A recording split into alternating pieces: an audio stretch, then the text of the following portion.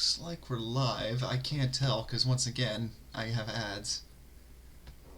You're live. You're good. You're Yay! live. Don't tell anyone I'm here, though. I won't. I definitely didn't put it in the description. Hello, everyone. Welcome back to Drawing Tuesdays with Krispy and friends. I am joined this week by Lady Red because my co-hosts are not available, and she is a wonderful person to talk to about art and world building. So, Yep, they ran away, so I sidled in whilst nobody was looking. yeah, Storm and went to go see Whacker, and they went to, I don't know, get dinner and go see a movie and make out or something. I don't know. Talk about the birth of the universe. Oh, What's Looper got? oh man. Oh my goodness. Looper has just absconded with one of my drawing gloves. Could you put that in the washing machine, please? Yeah. Yeah, I just So yeah, had the to. puppies are going to take over your stream.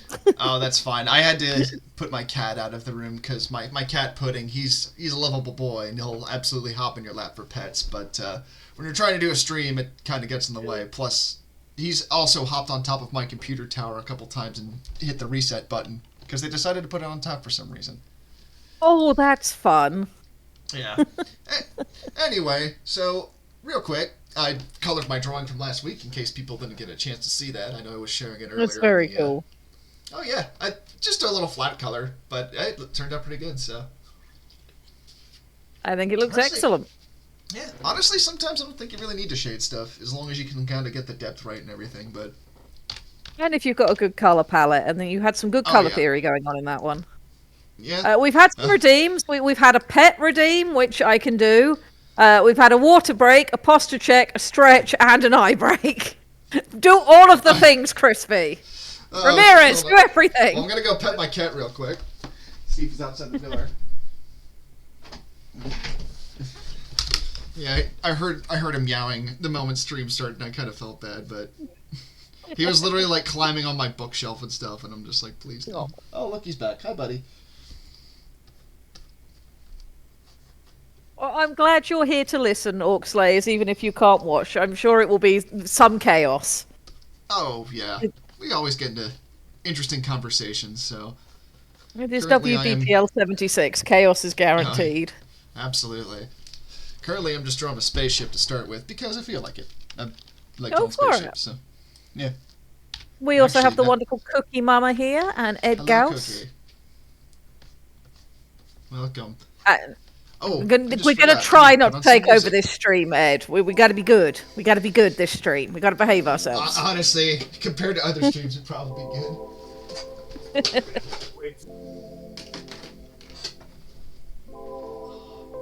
So what sort of spaceship are you planning on drawing this week? Well, I'm trying to flesh some stuff out for the comic project I'm working on, and one of the things that I've been wanting to do more drawing of, but haven't really gotten around to yet, is the groups that I call collectively the indies. They're essentially like the rebels of my setting. Uh-huh. And part of what inspired them is the game Brigador, where it's sort of like, you could kind of consider it like part punk and part like, I don't know, like IRA or something. Maybe that's not the best example, but you know, it's just people that want to be independent, and Yeah. rather than, you know, have purpose-built ships or warships, they kind of just work with what they got. Very much like the Belters, now that I think about it, from The Expanse. Yeah. So it's a lot of modified ships that they'll use. Making do with what's available. Yep. Sorry, one sec. Sorry. Watcher of the Chaps has slid in to join us as well. Welcome in. Crispy has made the fatal mistake of letting me turn up this week as well. Oh, yeah. Well, you know. There's worse guests you could have on. What's Sirhan up to these days? Oh, we could have that terrible Iden fella on. Oh, yeah. He's sensibly ignoring me right now. He's watching stuff and eating his dinner. Just imagine, yeah, just like got the prices right on. He's like in his tidy whities with a dinner tray. It's like a 50s married couple. No, I'm talking about I'd not Wacker. Oh man.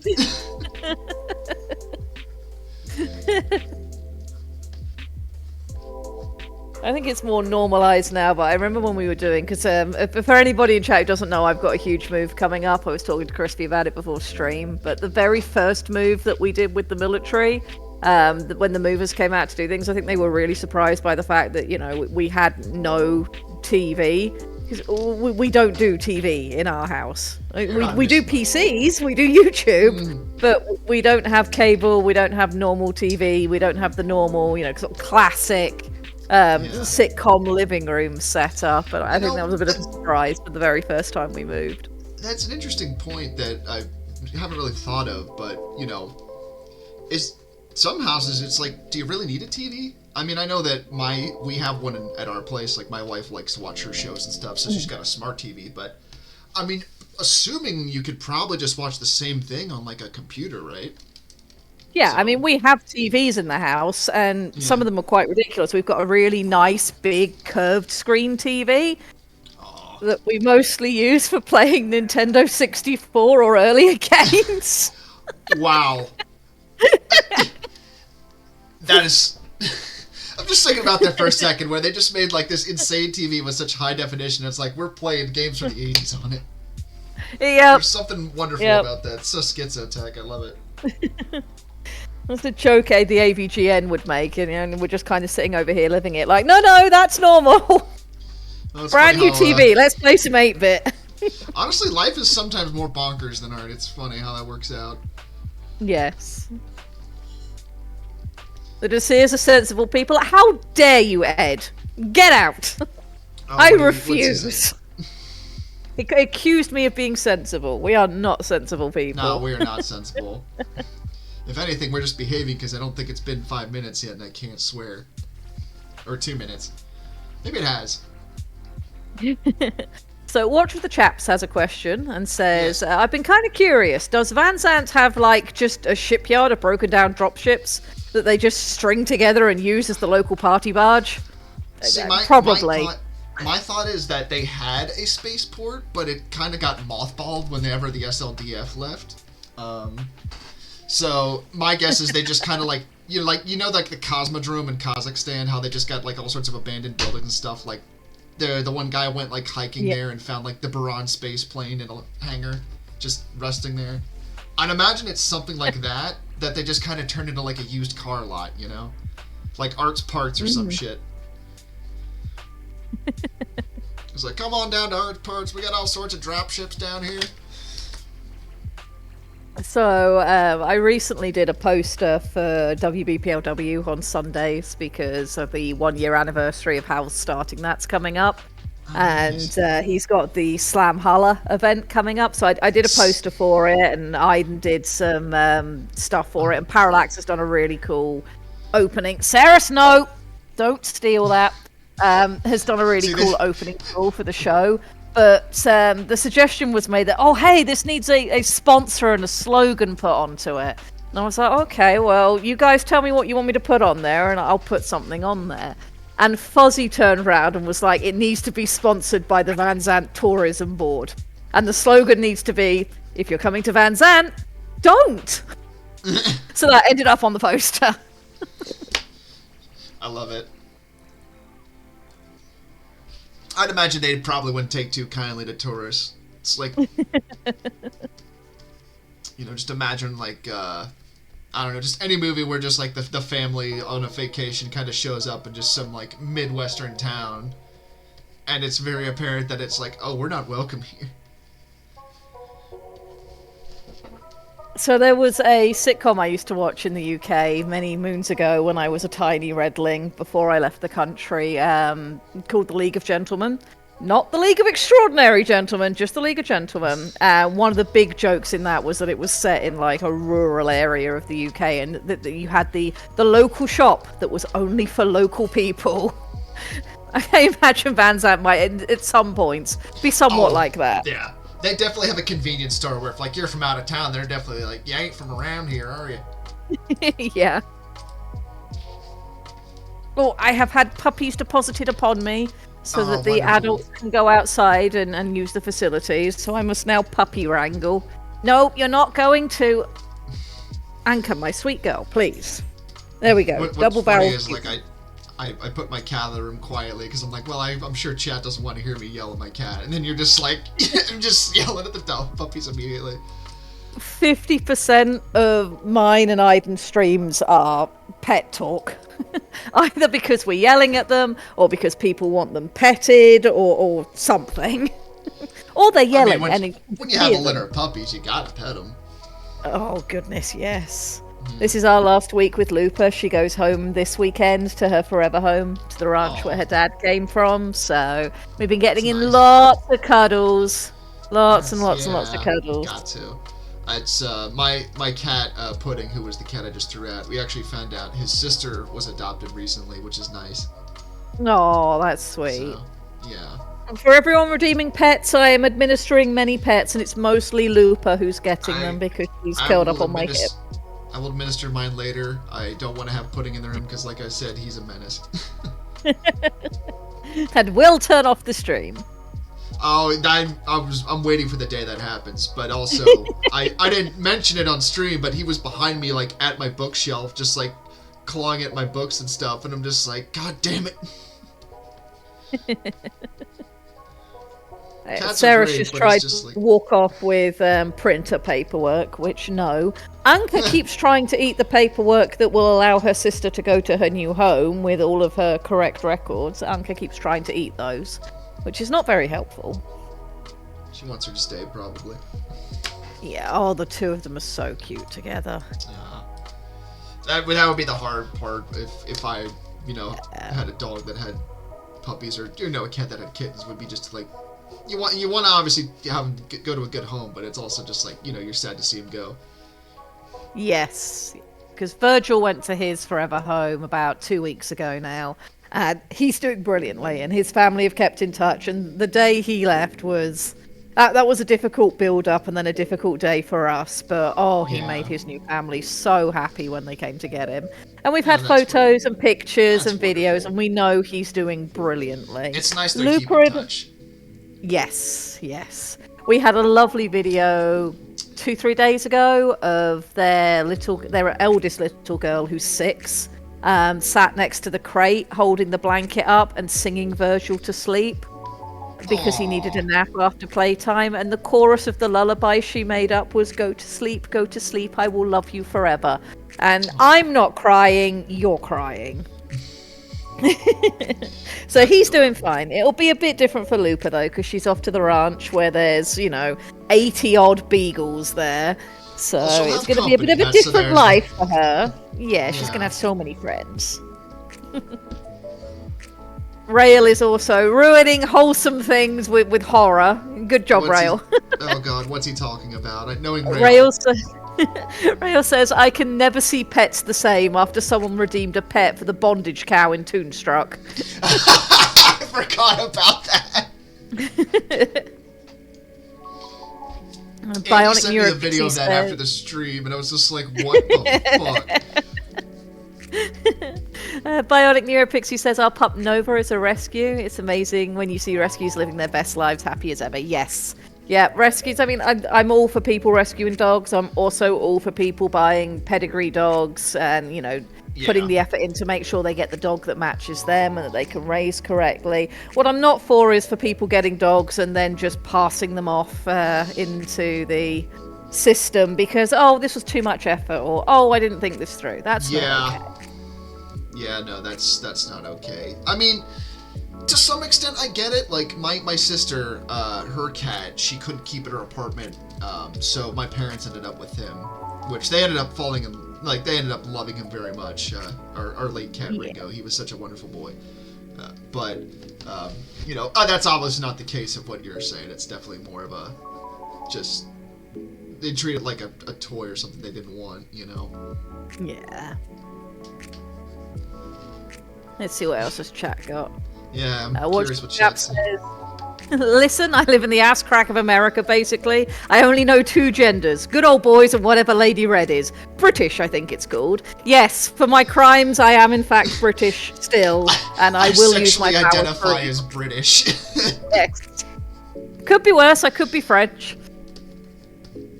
Ah, the French. Cookie says, the artist today is Krispy and co-host is Lady Red. You can tell because Krispy's sketchwork actually looks, legible and understandable and takes basic shapework and expands it out into a sensible thing. Unlike my mess, which is just squiggles. Well, thank you. But I will say that I definitely got to this point after years and years of practice. You should see some of my sketchbooks. I have My one in sketch particular. is always a mess. Oh, yeah. Like, looking back at some of my college ones. First of all, I am very glad... It's funny, I actually sketch with pen now a lot, just because I don't want to deal with, like, smudging graphite. And looking back at my college sketchbooks, I'm like, yeah, it's probably good that I did that, because, man, a lot of those are rubbed. But also just... A lot of people, though, would say that sketching in pen is intimidating, because you can't erase it. It is, but that also, at the same time, I kind of like that, because it forces you to commit. That's true. Very true. It's certainly a really good technique for learning to draw faster. Because like you say, you have to commit. And it allows you to get to that either, no, this isn't working and I need to start again point, or okay, no, this is working and I'm already much further on than I would have been otherwise. Yeah, that's like all the way. Like, you know the scene in like I don't know, maybe like an Alien Contact or like paranormal movie where, the mom finds that the kid's like drawing book and it's just like page after page of drawings of whatever the thing is. Like, that's my sketchbooks. I've drawn so, like, if you go through my sketchbooks, it's just like the definition of insanity half the time, because I've drawn the same thing like slightly different so many times to figure it out. But that's what thumbnails are, man. Yep. It sounds crazy, but it works. Also, I need to think about... That's how you know you have a chronic artist in your group. You put a horror movie on and the sketchbook thing happens. The artist's like, yep, that's going to be an artist one day. What do you mean this is a horror movie? Surely the scary thing is the cost of going to art school. Oh, yeah, God. When I was still in high school, we like looked at the art institutes, and I was really adamant on going, but my parents are like, too expensive. It's too expensive. I'm like, what do you mean $100,000 a year is too expensive? And now looking back, I'm like, oh my God. Yeah. Let's see what. Yeah, don't go to art school. Find. Honestly, you could probably find stuff locally. Like, take community college classes, if anything, or find the local art community. We have that here. Are you okay if I plug a thing? Can I plug a thing? I'm not sponsored by, but when I started my art journey for serious, after my art mentor sort of pushed me towards proper study, I decided to purchase Mark Brunette's art school, which is an online digital art focused school that just does digital art. You don't have to learn sculpting, although you will do 3D sculpting in the appropriate term for that, should you so wish. But his art school is wonderful. Yeah, it's designed for digital artists using digital resources for doing things like character art for video games, comics, now, is 3D sculpting. It's great. I absolutely love it. That's the guy who is a former Blizzard concept artist, right? I think I remember you telling me about him before. That's right, yeah. Mark Brunette was one of the senior art leads during the build-up to the Overwatch release, and he then left the company shortly thereafter and became a YouTube art teacher and then wrote his art school program. And the first term you can get for free for trial, and if you like it, you can then purchase the rest of the course and get a refund for the first month if you have decided to purchase it. It's all very, very above board. We're not sponsored. I'm literally talking about it because I love it. Mark Brunette's art course is wonderful. I will absolutely plug any sort of artistic resource or drawing application I think is something that people can use, because I know that there's people out there, and I've had discussions with people where, they're amateurs and they really don't want to spend money on a drawing program, and I get it. A lot of them can get pretty expensive. I'll say Clip Studio, I recommend that to people. That's what I'm currently using. But if you do want a good one that is completely free, Krita. Krita is a great drawing program. Krita's good, yeah. Yeah. Krita is really good, but yeah, CSP is worth the relatively small amount of money it's going to ask you to pay Yeah. for it, and you I can buy think a now, lifetime subscription where you don't yeah. have to do anything else. You pay for it once, and you have its basic, very robust functionality. And then if Yep. you want all of the sort of extras on top, like comic panels, 3D models that you can pose to draw over, sort of all the bells and whistles, they then have, sort of a yearly subscription package that Yeah. you can get as well, that's at a really reasonable price, unlike Cough Cough Photoshop. So yeah, I'm a big Clip Studio Paint fangirl. I I'm not adore Clip sure. Studio.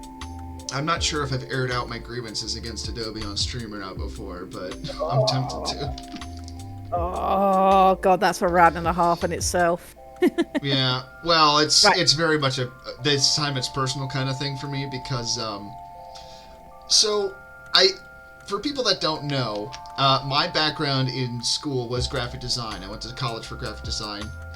Is it your passion? Sometimes, other times it's a pain in the ass. But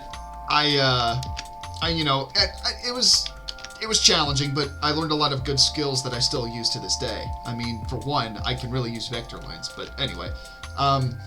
When I was in school for it, the design standard for graphic design as a field was Adobe. The Adobe Creative Suite. It was like Photoshop, Illustrator, InDesign.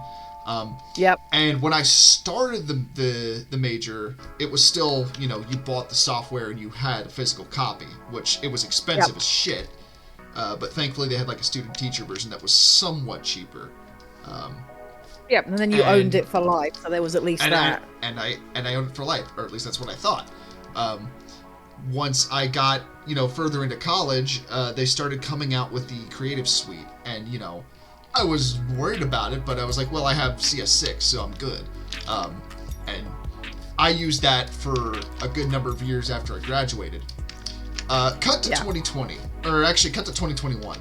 I had spent the past year or so getting the parts to build a new computer because my old one was not doing well. And I finally put it together. And I went to go install the Adobe Creative Suite on there. Now, this was a version that I got. It was a student teacher version. I got it through my school, so it was a legitimate copy. I install it. I boot it up. Says that it's not usable. The serial number has been revoked. I call the Adobe support desk about it, and they say it was a fraudulent copy that I got. So they revoked the serial number for it.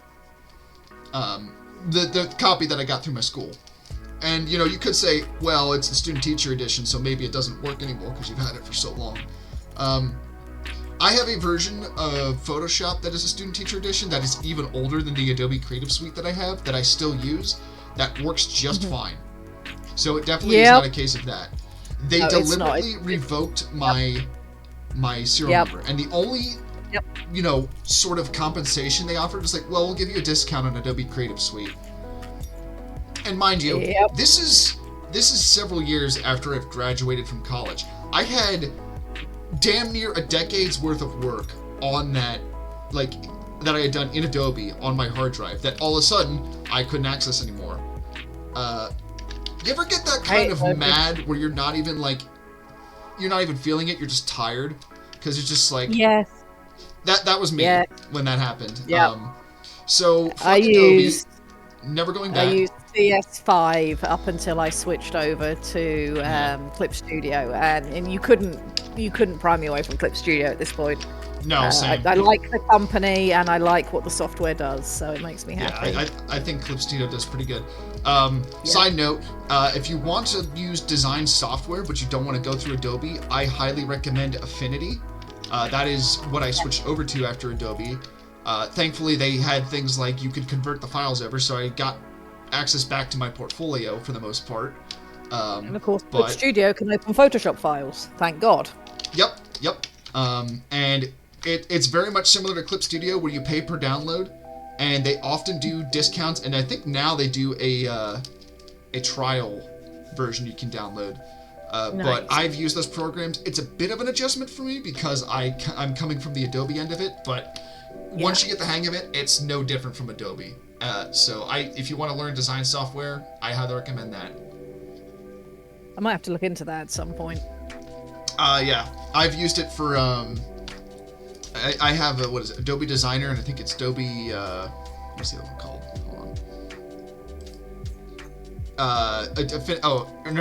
Not Adobe. It's Affinity Designer and Affinity Publisher. That's the ones I have. Mm-hmm. I would have gotten the Photoshop version, but I have a version that works. So yeah. Oh shit.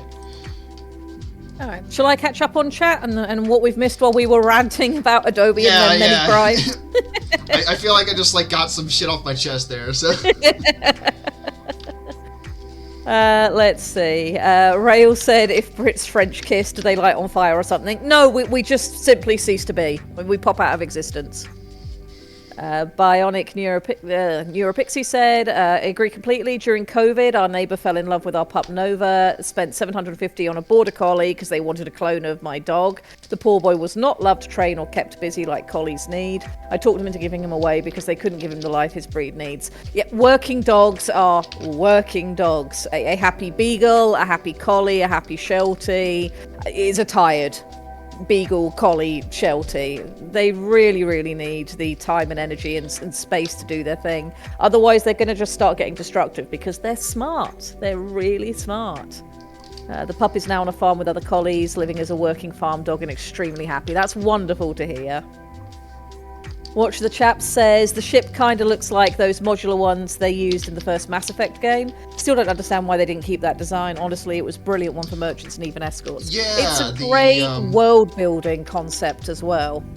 Yeah, I like that idea.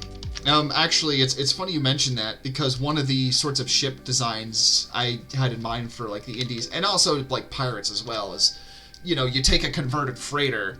And this is actually kind of reminiscent of what happened both with pirates and during World War I. You essentially add guns to the ship, and you put them in concealable positions, like, say, inside a shipping container. Mm-hmm. So that you can hide that you have weapons on board, but then when you need to rock and roll, you can just, deploy them. That's very awesome. And yeah, it's a great concept. It's very practical, which can lend to your storytelling. Aiden said, go on. I was just gonna say I'm using vector now because I'm kind of tired of drawing the same line over again and then I'm looking right. So. See what's just boggling my mind with what you're doing right now is I can't see that you're working towards a specific vanishing point. And with perspective work for mecha and ships, I have to work with normal perspective tools like a vanishing point. Otherwise, nothing looks right. I mean, I totally get that. I don't know how I managed to do it like this, but it tends to turn out pretty decently well. Sometimes it looks wonky, but it looks great. It looks great, and I'm like, I can't do that. I need a vanishing point, otherwise it doesn't work. This reminds me of the one stream we did a while ago where Wacker commented that, when it comes to picking colors for stuff, I was just kind of fiddling with these sliders down here. Mm-hmm. Just kind of moving them a little bit here and there, and I was able to get the colors that I wanted, with relative ease. And it's just oh yeah, I guess I do know how to do this stuff. It's one of those things where you learn a skill and then you don't realize you learn it, and later on you're just how the fuck did I do that? It's something I've been talking about in my last stream that I did, and also in some private chats with various people. But there's a thing that Jello Apocalypse off of YouTube was the first person I heard to use the term, called art evolution, which is just the natural ability for you to get better at any skill or art that you put time into just by doing it. And you can exponentially make that better by going and getting education or training or whatever. But even if you never do that, just from the act of drawing for 15 to 20 minutes every day, you will naturally improve because over time you get a feel for things. It's 100%. Like riding a bike. Nobody can ride a bike the first time, but once you've learned how to ride a bike, you're always going to know how to ride a bike. Yeah. And then you can start building on things like, whether you want to go into it and do stunts on your bike or whatever. So it's art evolution. Art evolution has not gotten to the point, though, where I can do perspective without a vanishing point. I just fail. I honestly don't know how I got to this point. It just kind of happened. Yeah. I will say that you're absolutely right on that. A lot of how I learned to draw human anatomy, I kind of self-taught myself that from drawing books. Because we in our school library, we got a bunch of drawing books of like, it was like how to draw manga, how to draw anime stuff. But it was like the first time that it really showed, the sorts of like drawing people by shapes to me in a way that really clicked, And it took some doing to actually learn, but, once I figured it out, I was, able to draw people relatively well. And I mean, it just only improved over time, Yeah. For me, because I went into Mark's course and I have access to Fox Senpai, my art mentor, I learned to do human form via the Loomis method for heads, which I don't know how I ever tried to draw heads before without the Loomis method. It's so easy to understand and replicable, and anybody can learn it. I think that's the method I use. I don't know if I've ever heard it called Loomis theory, or Loomis head, whatever you call it. But yeah, well, you do the circles, and then you split it up into segments. Okay, yeah, no, that is. I do a version of that, but yeah, that's such a great way to draw a head. And then you can tweak it too. You can like draw the circle, and it's like, well, let's make it more of like an oval shape, or more of like. That is the wonderful thing with the Loomis method is it's like handwriting. Everybody gets taught to write cursive handwriting the same way, but no two people's handwriting looks the same. Because once you get the certain basic forms down and the sort of formula, you then apply the formula in your own way. Loomis for drawing heads is exactly like that. Here is the basic formula, but some people will make a head more oval, or they'll make it more oval for a specific character type or whatever, or more square, or you have a longer jaw or a shorter jaw, because the formula is so easily understandable and replicable that you can then tweak it to what works for you. And that means that you can apply it to anime style, Western comic book style, realism. You can do all of that using the Loomis method, and it's great. Absolutely. I love it. It was a magical day when I learned the Loomis method. Yeah, I'll bet. That actually brings up an interesting point that I've kind of come to. For a long time, this might come as a surprise to the audience, may not. I don't know. Depends on how you do art and things. But for a long time, I didn't think I was very good at drawing. I thought I was kind of bad because I was looking at all these other artists, which a lot of the artists that I like looked at when I was younger were very much like concept artists and things that went on to do stuff in the game industry. Like I think some of those guys ended up doing joining the company that made Forever Winter. Now that I think about it, but I looked at these guys that did this like amazing digital paintings and things, and I'm like, I want to do that. And for years I was just like, I'm not that good. Like I can draw stuff, but it's just not that good. And it's only been in the past couple years actually, in large part to this community, joining this community and like being active with making stuff for people, that I've started that I've realized it's like, that's my art style. Like I've developed that myself. That is me. I don't need to worry about drawing like X or Y person because I do it my own way. Granted, I could still be critical because, we are our own worst critics, but I give myself a lot more, forgiveness and permission with stuff that I draw in terms of like looking a certain way because, it fits. And that's not to say I don't have my influences, of course. Like, for example, Genndy Tartakovsky is an animator whose art style I really follow. If you don't know who that is, that's the guy who did Samurai Jack and a bunch of other shows. And Bruce Timm is another one, and that was the guy behind the DCAU, like the Batman animated series and stuff. You obviously have your influences, but you take them in a direction that works for you, And yes, it's. I'm trying to think how I want to put this, but there's nothing wrong with taking what you've learned and doing it your own way, I think is what I'm really trying to say with this. Honestly, that's the best way to do it. That's how you get your soul in. I mean, everything you're saying feels very close to home because it's been very much the same for me. When I was in school, I wanted to do art when I was a young little redling, and unfortunately for me, my art teacher at the time said something that was completely accurate, but he said it in the wrong way.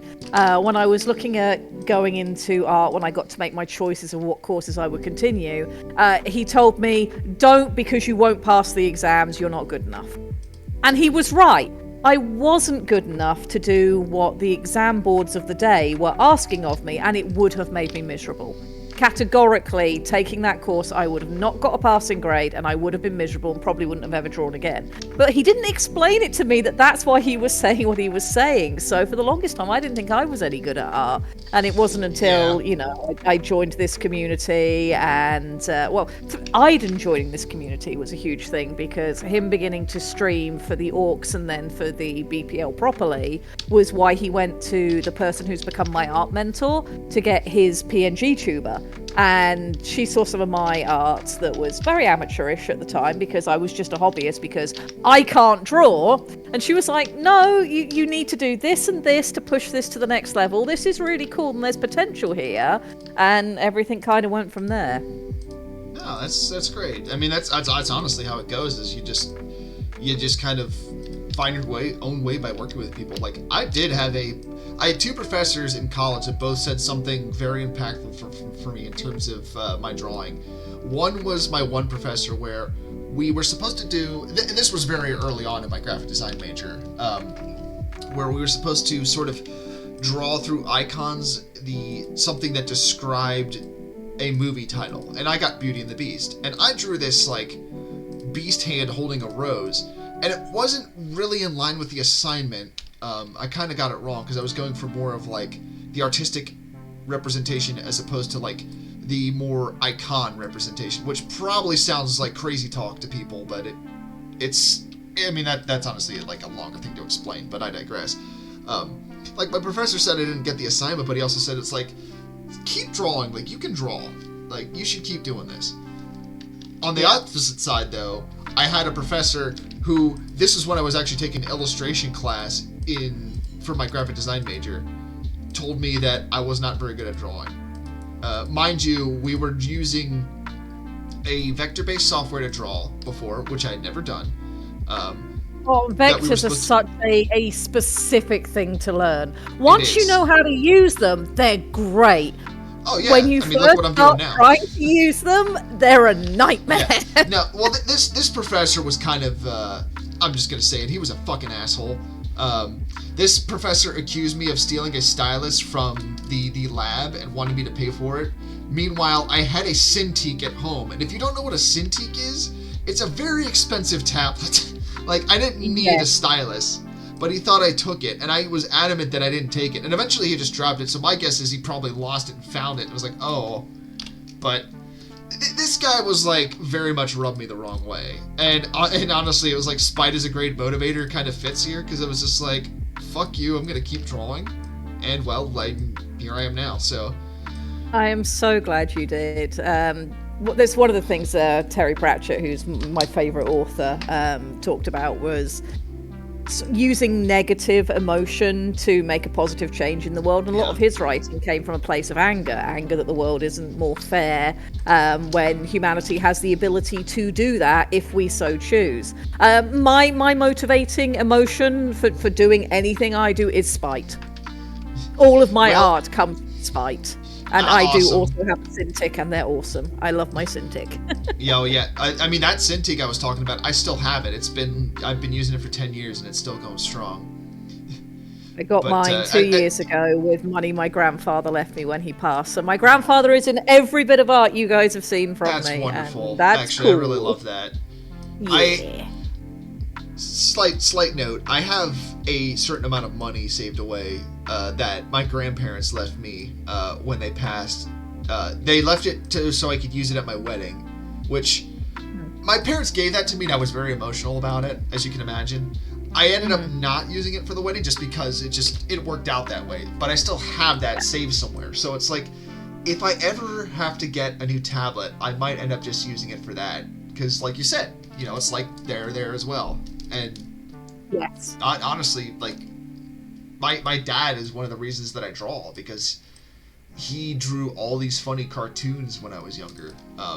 Like, he actually has a whole book of the place that he worked. They all did, like, these funny cartoons, or, like, a couple people did, but most of them were from him that were in that. Mm-hmm. So I credit my dad a bit with, like, kind of encouraging me to draw, Yeah, I wish I could say the same with my dad, because when I was little, my dad was the best person, and he did exactly the same. He would draw the characters from Danger Mouse, which is a rather well-known British cartoon that was really, really enjoyable.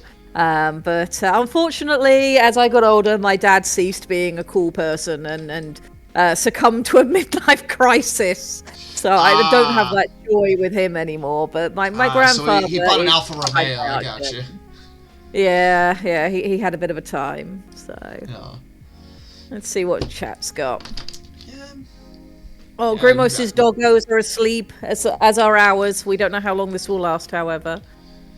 Rail wants us to draw things for him later in the year. That would be fun. Absolutely. I do commissions, so I'm kind of busy with stuff at the moment. I've got 2 big ones that I'm working on, but just something to keep in mind. Just finished my last one before the move, and then I've got more listed for later in the year. Yeah. And Diggs might just possibly have me doing some stuff for the channel at some point as well. Nice. I've done a few thumbnails, which has been nice. Yes, you've done some really cool thumbnails. That Nebulous one that I did, which if people don't know, the Nebulous Space War video, that thumbnail I drew, I really enjoyed doing that one, and it actually turned out really good, so I was pretty proud of that. It did. You should absolutely be.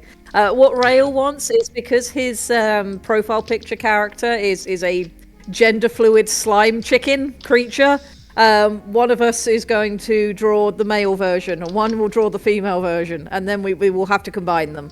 It sounds like a lot of fun. All right, sounds like some Looney Tunes shit, so I'm here for it. That's the thing about, like, Looney Tunes, is like, this might be a bit crass, but it's like, why are there so many furries? And you look at, like, old Disney and Looney Tunes cartoons, you're like, oh, that's why. Because of the amount of anthro stuff going on there, and the Looney Tunes shitposting before shitposting was a term. Yeah. Yeah, there's like did you ever watch that cartoon Totally Spies? That might not have been a thing. Yes, and somebody on the Totally Spies team had a thing. I think it was more than just one guy, because I remember watching that as a kid. I'm just like, huh. I think that was about the time I was like, I like girls. Rail says, the furry test. Gadget, Maid Marian, or Lola Bunny.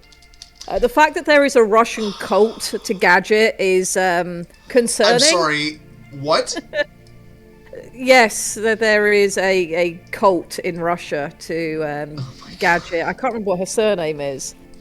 I'm not... Socket Wrench or something? I can't remember her surname, but there is a cult to Gadget. Socket Wrench or Wench sounds appropriate.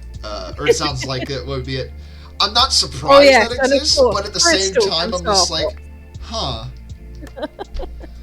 Hack Wrench. Is it Hack Wrench? Gadget Hack Wrench? Yes, Hack Wrench. Bully Snake confirmed. See, my brain does work sometimes. It's just slow to warm up. Yeah. Yeah, it's interesting what cartoons awaken in us. And I'm not just talking out of my ass when I say that. Going back to Bruce Timm, I have an art book of his on my shelf, which he does a lot of pinup art, and it's very much a book of that. I'll just leave it at that, but it's a very interesting book. Mm-hmm. Which I've got no problems with, like, that sort of art and anything. It's just, like, personally, I won't do porn, but it's just, it is what it is. Yeah. Anyway, for me, I grew up with Fern Gully, with Tim Curry as Hexus. Yep. And then went on to see the rest of Tim Curry's extensive and excellent catalogue. And, Tim Curry is to blame for a lot. Yeah, and I'm not sorry. You know what? If it's going to be anyone, Tim Curry is not a bad option.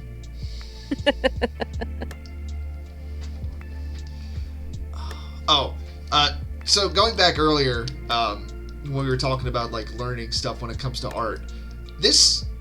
Yes. There's this podcast to listen to. People might know it or not. It's called No Dogs in Space. It's a music podcast. It's done by the same people. Well, it's done by the one guy from Last Podcast and his wife. If you know what Last Podcast on the Left is, but it's a music history podcast, and they did a whole series on different '70s punk bands, and that actually inspired me a lot. To draw stuff, because a lot of those stories were just people that didn't really know how to play music. They weren't really classically trained musicians or anything like that, but they were people that it's like, we like this music, we want to play it, let's start a band. And just by messing around with stuff, they essentially like changed music history. Like I think one of my favorite examples from that was one was the Ramones, because that was essentially their entire like music career, was just like dudes that wanted to play music but didn't really know how to play, so they kind of figured it out on their own and just made some amazing songs. Kind of showing that anybody could do this.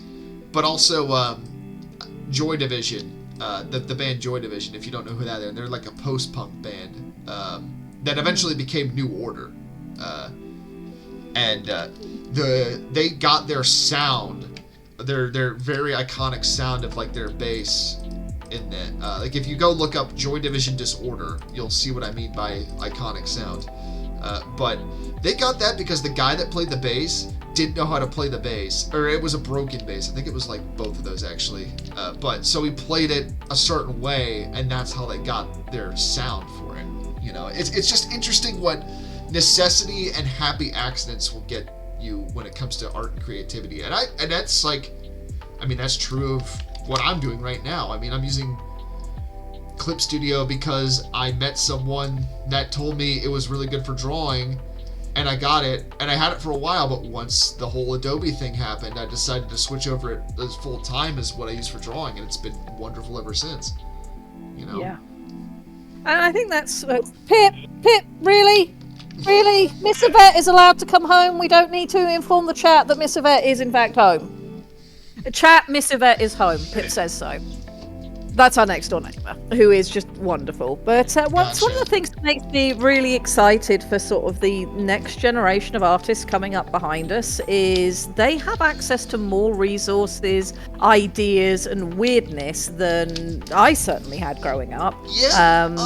I mean, I grew up with, and I'm sure a lot of people in the same age bracket as me will remember the How to Draw manga books that were those are just the ones that I learned from. And they're terrible. If you go back and look at them now as an actual artist who knows anything about art, and you look at them, you're like, oh my god, this advice is absolutely abysmal. I have a question for you about those books. Were they done by someone named Chris Hart? I think I had at least some of them done by that, with that name. That was the books I learned from for Human Anatomy. Yeah, and you go back and you look at them, you're like, oh my god. But that was the accessible resource that our generation had. I will say this. His older books were actually not too bad, but once you got to his later stuff, it's just, I think he kind of scaled back the quality a bit. Because you had anime figures that he drew that their face was like a shovel. And then when you're combining it with a lot of people from our generation as well, having influence from the comics of the day, and you've got people like Rob Liefeld making comics, and you've got all the issues going on in the comics industry of ages being pushed out so quickly, and you've just got terrible anatomy. If anybody does not know who Rob Liefeld is, look up Rob Liefeld Captain America, and you will immediately understand the problem. I know the exact fucking picture you're talking about, and I'm just like, I'm not gonna lie, I kind of want that like framed on my wall just because it's funny. Oh yes, yeah. But I also have like also a thing is an example of something that's been done poorly can teach you just as much of an example of something that's been done right. Oh, 100%. Sometimes you'll learn more by the people that fucked up than anything. Yes, yeah. I recently got my Kickstarter awards for a project I backed going back a while ago. I'm a big fan of Top Cow. I'm not really a superhero comics person anymore. I was for a while when I was young, and then I moved over to Top Cow, and I liked the sort of more gritty stuff that they were doing. And I became a huge fan of The Witchblade in the Darkness. And they did a Kickstarter recently to get all of the Darkness that they've done so far, with sort of remastering, etc., in hardback. So I've got three books behind me in hardback, upscaled awesome. Of the original Darkness comics. And going back through and looking at them now, that I'm several years into my own art career, etc., there's pages in there where I'm looking at characters and I'm like, you had a weak deadline on this couple of pages, didn't you? Because this is not great art, but it's not bad art either. And the fact that I can now look at it and be like, I know what's wrong here, and I know what likely caused that. That's something I'm actually finding quite a lot of joy in when I'm looking at these old pages. Yeah, and man, I'm just thinking of the videos that, which are honestly some of my favorite videos Tex has done, but the ones he did where he was sitting down with Crow and George Ledoux and they were looking at the old BattleTech art. I love those videos so much because I look at them and it's like, yeah, that makes sense. Like the whole part where he's mentioning the guy that like does teeth, I'm like, that guy probably spent so much fucking time learning how to do like accurate teeth, and he's like, I'm gonna use it, goddamn it. I love the old BattleTech art. There's been a few pieces I've been asked to do of various mechs where the commissioner has had.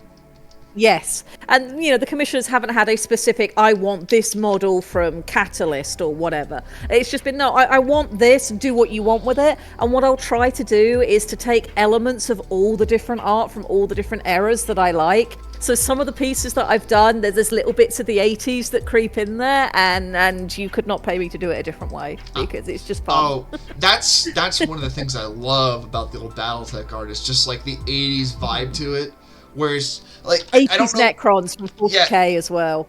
Yeah, just dudes hanging out in a bar. Oh well, when it comes to 40k, it's just like I think they kind of got away from some good shit with what they did in the 80s because I like the whole 2000 AD. Sort of vibe they were going for, I think was great.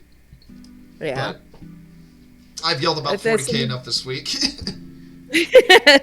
There's some really good older art out there in the nerd hobbies that's definitely still worthy of consideration. It is funny, like looking at the old BattleMech designs and just seeing the ones that were essentially either Robotech or Robotech, Macross, I guess it would be called elsewhere, or ones that were essentially retraces. Like, I don't know how many people know this, but if you look at the original art of the Atlas, it is a retrace of the Voltom's Scope Dog mech.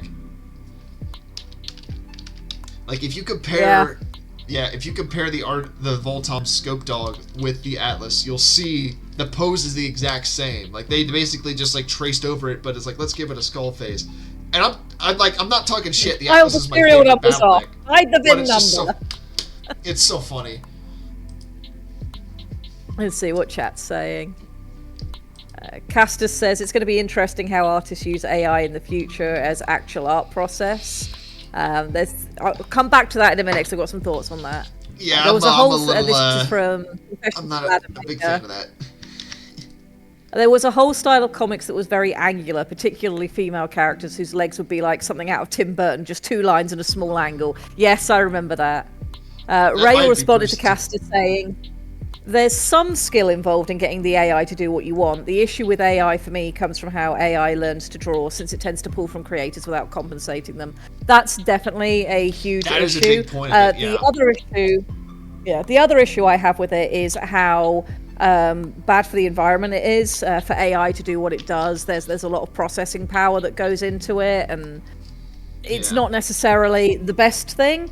But what I do think is kind of cool about AI, and something that I think does have a benefit for the future and is very viable, is AI can do for an artist in minutes what might otherwise take them hours. For example, when I'm sitting down to do an art piece, I'm thinking about, okay, well, I'm going to need references for these specific things that are going to be in this piece. I need to think about what my composition is going to be. I need to think about what my color palette is going to be. And one of the ways before AI that is easy to do that is you go on Pinterest and you type in the things that you're looking for, and it gives you some ideas, and you come up with your own unique interpretation of everything that you see.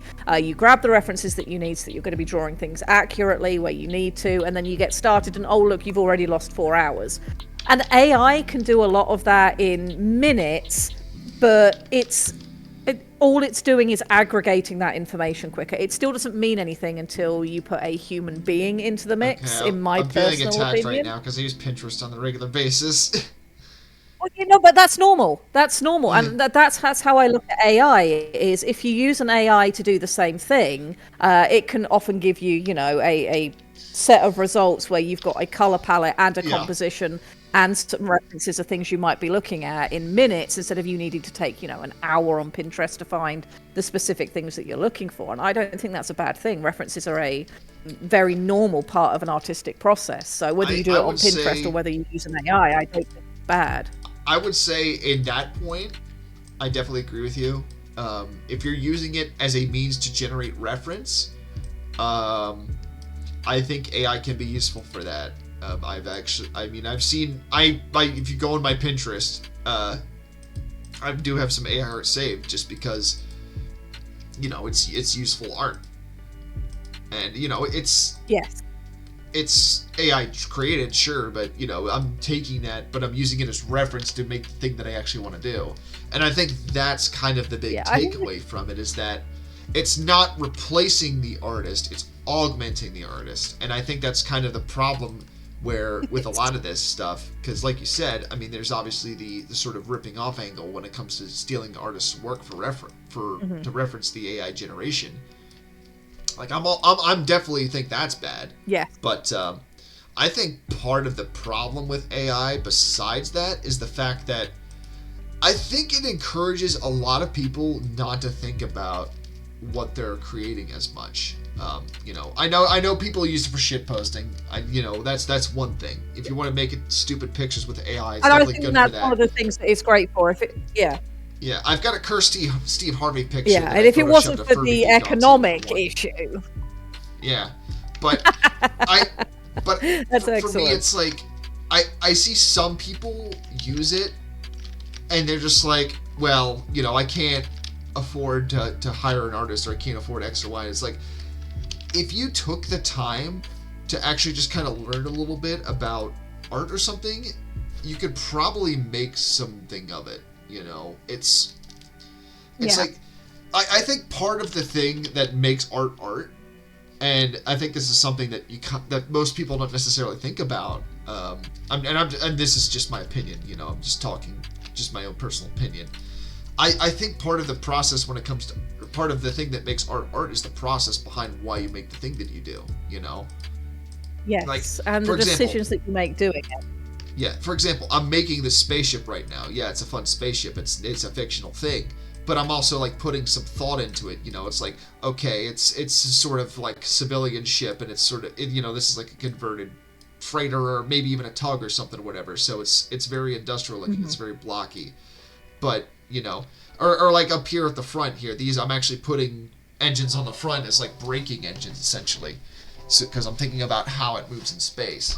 There's thought put into it. There's and or even just like the process of making something can be part of what makes the piece a piece. Like I say this a lot to people, but one of my favorite artistic pieces out there is Marcel Duchamp's urinal, or not urinal. Well, it's a urinal, but it's called the Fountain. And the reason I think it's so great is because he did it with a point. And I might have elucidated it on this in previous episodes, but in case people don't know, Marcel Duchamp was a Dada artist, and the whole Dada movement was just essentially challenging the status quo of what art was and what it meant to people, because this was like a post-World War I artistic movement. And Duchamp was one such Dada artist, and one of the things that he did was there was this gallery that somebody opened that was like Dada, where it's like, you can submit whatever you want, we're going to display it as art.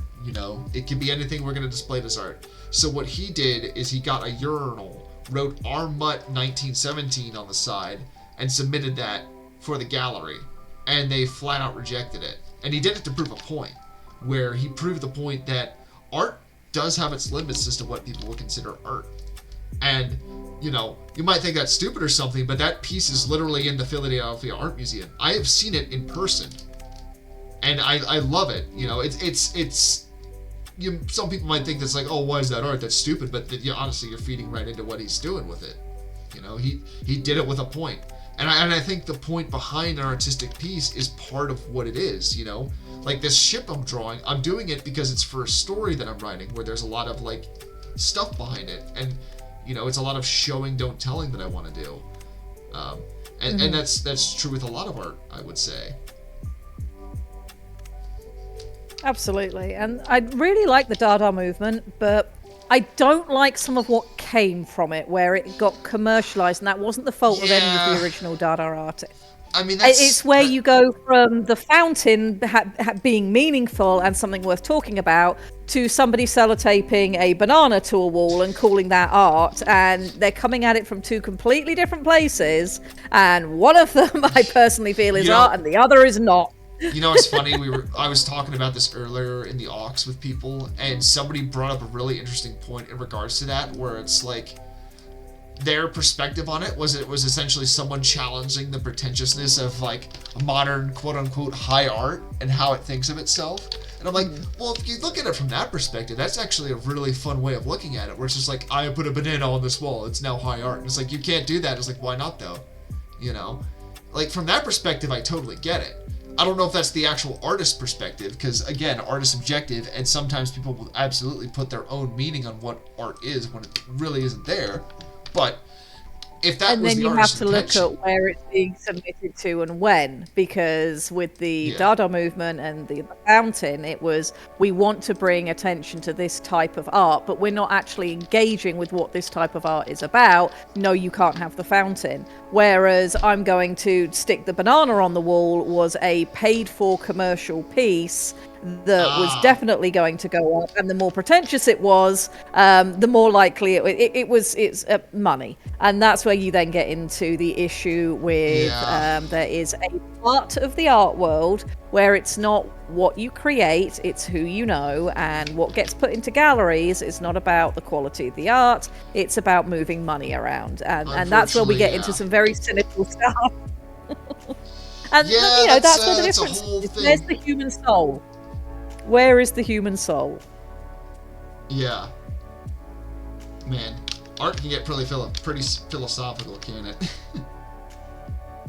Confessions of a Ladder Maker, talking about AI, says something that people don't always appreciate is that machine learning, AI, is to snake eating its own tail. As machine learning is used more, the machine learning product gets fed back into the sausage maker, and it actually makes the machine learning output worse over time. So the more machine learning is used, the worse it will be. Yes, and when you consider that artists who are sick of having their stuff ripped off and not being paid for the fact that their stuff is being used to make the recipes for AI, are deliberately seeding it with bad stuff because they have the right to do that. They haven't said you can take their stuff, so if it creates a bad seed, that's your problem. That is absolutely going to be the case, yes. And that's where you have to have ethics. Yeah, I've absolutely, I use Nightshade and Glaze, which if people don't know what those are programs that add elements to your art piece that make it so it messes with AI, so it can't copy it. And it's funny you bring up, like, the whole idea of AI kind of corrupting itself, because that is actually going back to the Forever Winter, and I think I brought that up earlier. That's actually a point that comes up with that game, where in the game, its environment itself, you have these robots that essentially rebuild after whatever battles have happened that day, and they're trying to reconstruct what they've done, but it's just like they're working with what they got, or there's glitches in the programming or whatever, but it essentially makes like this nightmare looking sculptures and art instead of what it's actually supposed to be making. And it's kind of a commentary on that, where it's like, personally, I think AI robs a lot of people of their creativity. I'm not necessarily anti-AI in general. I think there's a lot of practical uses for it, but I just feel like there's a lot of times where people want to take it as the easy way out, but there's a process for a reason when it comes to a lot of this stuff. Yeah, and that is, I think, the whole thing is the AI itself is not evil. In concept, the fact that humanity has been able to develop something that can do what algorithmic intelligences do is actually really impressive.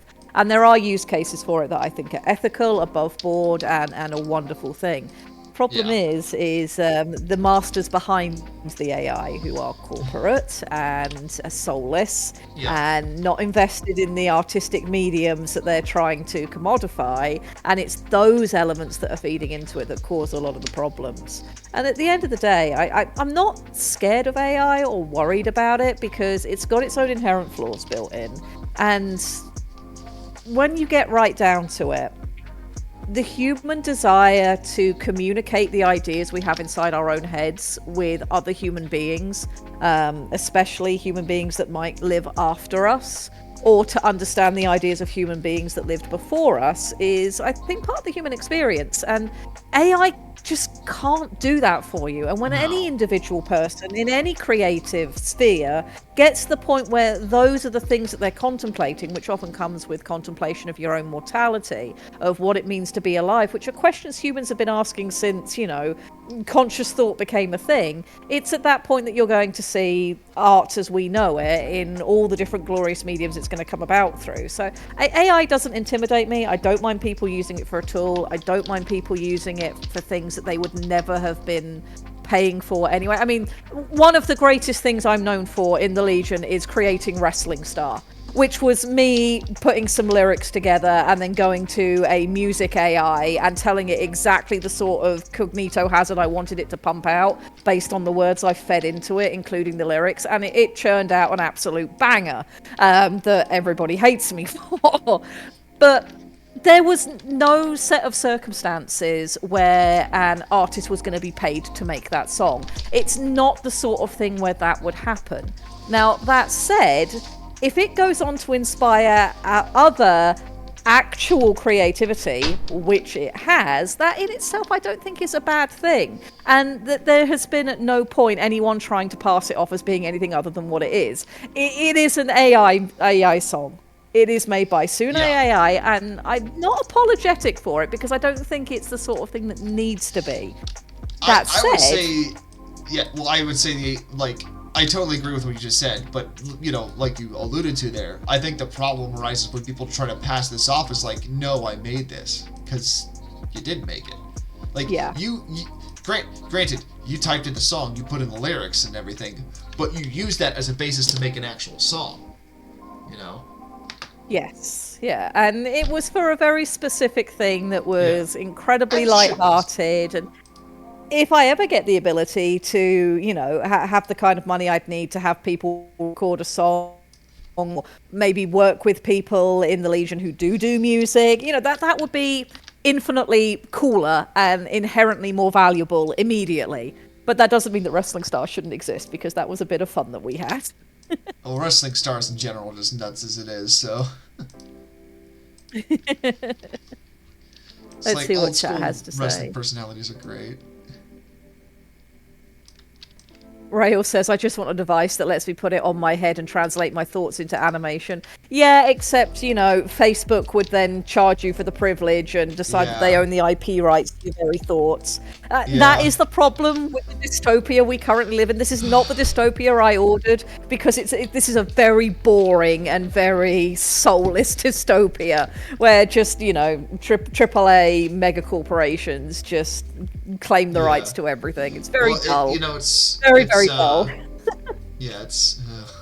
Don't even get me started. Well, I'd love to have my Cyberpunk 2077 adventure, except you could not in any way ever pay me to get cyberware because I don't trust the companies that will put it out.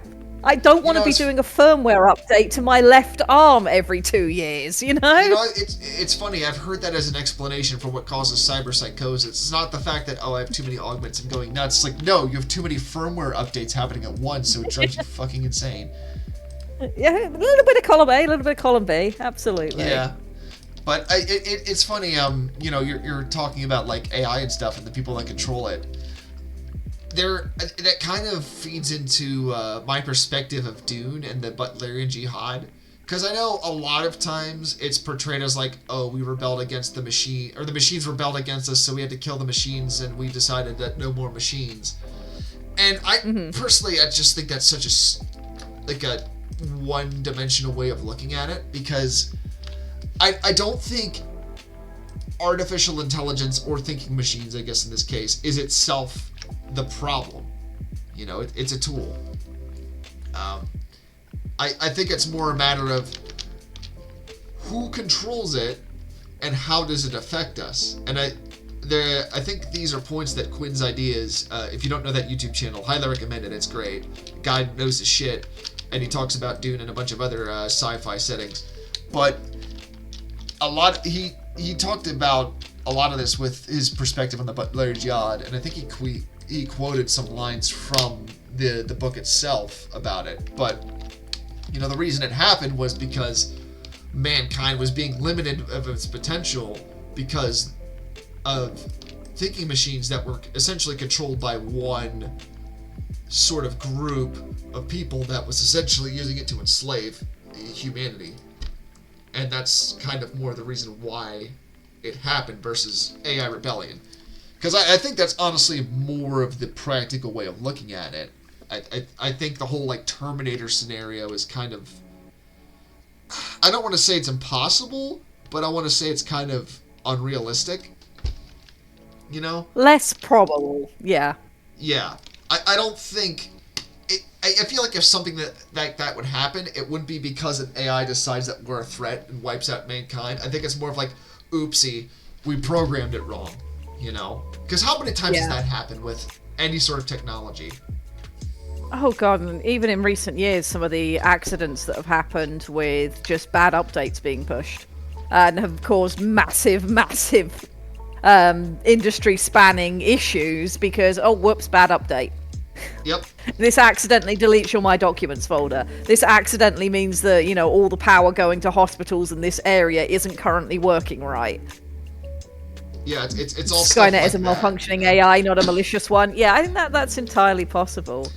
There was something else you said earlier that I think is worth talking about as well. You were saying how AI discourages people from their own creative thinking. Yeah. I think that's a really worthy thing as well. And the reason I'm coming back to it is we've also talked a little bit about Terry Pratchett today, and he did a book that I read to my book club, and I know I've talked about it on my streams, that I highly recommend because it has some really interesting concepts if you just sit still and think about it for 5 minutes. There's a book called Strata, and Strata is the proto-Discworld novel. Terry Pratchett is known most for his Discworld, but he wrote Strata first, and Strata's a sci-fi story. And the concept of Strata is that this main character, Kin Arad, works for the company, and the company's job is terraforming worlds to give humanity, you know, a million different anvils to be hammered out on to ensure humanity always exists. And then they find a flat Earth that doesn't make sense, it can't possibly exist, and she ends up going and investigating what's going on with that. But the interesting concept is the background that this story operates on, because what I've just told you is, you know, where the story starts and then everything goes from there. But the world-building foundation that Strata is built on, that it touches on periodically but doesn't go into too much depth over, because it doesn't need to, because it's fridge horror, is the concept that the reason why the company became a thing and terraforming worlds needed to happen is because on Earth, when an Eskimo learns to use a computer, nobody goes back and learns how to ice hole hunt for seals. You end up with a homogenization of humanity where certain skills everybody has, but these niche skills that have allowed humanity to survive and be in the breadth of different forms that it's had through history, a lot of those get lost because these other homogenized skills take over. And I know Eskimo isn't always the correct word to use. I'm not trying to be politically incorrect. That's how it's written in the book because the time frame the book was written in. So the concept is that mindquakes started happening because humanity all became far too similar and didn't have the breadth of thought and creativity that we've had through history. So the company started terraforming worlds that were all just slightly different and had slightly different challenges, and were colonized by people with slightly different ideas and ideals of how they were going to, manage living on this new virgin world, so that humanity always had these different anvils and different ways of thinking and different experiences to keep them going. That's the world building foundation that Strata's built on, and I think it's brilliant. Fascinating. I'll be honest. I've never really read any of Terry Pratchett's books. It's not for a lack of disinterest. It's just like I never really knew about him, and I never really just was introduced to his work. Completely fair. But that is such an interesting concept for a story setting. I love that, because honestly, it's not a bad one to look at, and as well. I do like the point you brought up there, where it's very much a case of it's alluding to stuff. It's not ham-fisted into your face. I think that's a problem with a lot of storytelling these days. And again, my own opinion, I'm not saying I'm perfect at it. I'd very much like to write stories like this, but the whole idea of showing rather than telling, I think, is such a better way to tell a story, because it gets people invested. When you notice those little background details, it's one of the cores of storytelling. Yeah, like one of my favorite series is The Expanse, and granted it's the TV show, but the whole intro sequence to The Expanse, where you're seeing Ceres Station, it's episode 1, and you see ships coming in, you see people walking around, you see the different class sections of the station itself, because you see like, oh, these are the nicer areas. Oh, these are the more seedy areas of the station, and they don't need to spell it out for you, even though, granted, the entire time there's a guy giving a speech on the belt and everything, but, that's fine. It's kind of explaining just the whole universe in general, but you also see what he's talking about when he's talking about it, You see the difference in class of the people that essentially are Earthers or work for the Earth versus the people living in the belt. And I love that kind of stuff when it comes to storytelling, There's a reason that people talk about the cantina on there. Star Wars, yeah. Yes. Yeah. What you're talking about there is something I bring up a lot on all of my streams, that anybody who's been to my streams is probably sick of hearing by now, and certainly all my friends in real life are. It's respecting your audience and trusting that they can understand what you're putting in front of them. Yeah. And that they have the experience to extrapolate certain things, that you can focus where you need to focus on the things that your audience can't know, because that's the point in them being here and engaging with your medium, whether it's art or a television show, whatever creative medium that you're in. You have to respect your audience and trust that they can put 2 and 2 together without you having to hit them over the head with a hammer. One of the really interesting things I came across, and again, sorry to anyone who's been to my streams and has heard me tell this before, but I quite enjoy, as my sort of popcorn reading, one of my guilty pleasures, which is going to be a badumtish, because the name of the book I'm going to talk about is Guilty Pleasures, is the Anita Blake series. The Anita Blake series, the concept of that is that supernatural creatures are no longer hiding in the shadows. They've announced themselves to society. They're a normal part of society and things are policed. Anita Blake, the main character, works with the police force, and she's a necromancer. She raises zombies for a living, for both, the police and also for private investments. And the reason she does this is for things like, if there's a will where it's not quite clear what the deceased person actually wanted to happen in part of the will, you can raise them and ask them. If there's been a murder, you can, raise the victim and ask them. I was just going to say, how many court cases would just be like nothing, or like just like an afternoon, if you could just raise the dead person and be like, hey, who killed you? Like, yeah, so you've got all this going on. So that's her job, but there's werewolves in the setting. There's all sorts of. Yes, I know you have opinions, Blackfire, and I know you've heard me talk about this before. And your opinions, I'm certain, are going to be valid. I'm never going to tell you that Anita Blake is the greatest written works that have ever happened. That they are my guilty pleasure popcorn books, and I stopped around about Micah. So, carry on. But you've got your werewolves, you've got your vampires, you've also got other kinds of were-creature and supernatural that are kicking about. And I like the concept, where you could just raise the dead. But what was really interesting for me is in the first book, there's a scene where Anita is at her day job, and a mother is there with her teenage son, and he wants to become a vampire.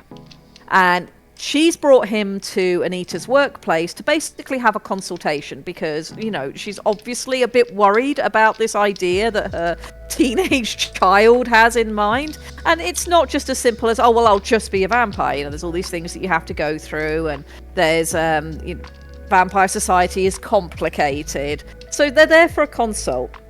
And Anita is aware of all of these things, and she's trying to balance, the fact that this young man has a goal for where he wants his life to go, but he's also got a mother who's worried about him, and he's not fully mature yet. She is. So she's having this conversation, and she says, look, there's a lot to think over. I suggest you don't make a snap decision. Here's my card, and we can talk about this. And in the prose of the written work, there's a lot of emphasis put on Anita's internal thoughts, on the handing over of the card, of what's going on in the moment, of all these different ideas of, concerns that can be had for this boy, from the mother's point of view, from the boy's point of view, of wanting to have eternal life, which, you can understand all of that. And then her boss comes in, and of course he wants to make the most amount of money, which he perceives is going to be from this boy following his intentions. So he's talking to the mother, and he takes the business card away from them. And you see that in the text. It's right there in plain text in front of you to know that happens. Well, Marvel picked up the Anita Blake series to make some comics, and they translated Guilty Pleasures into a comic. So you've gone from a written formula to a visual formula.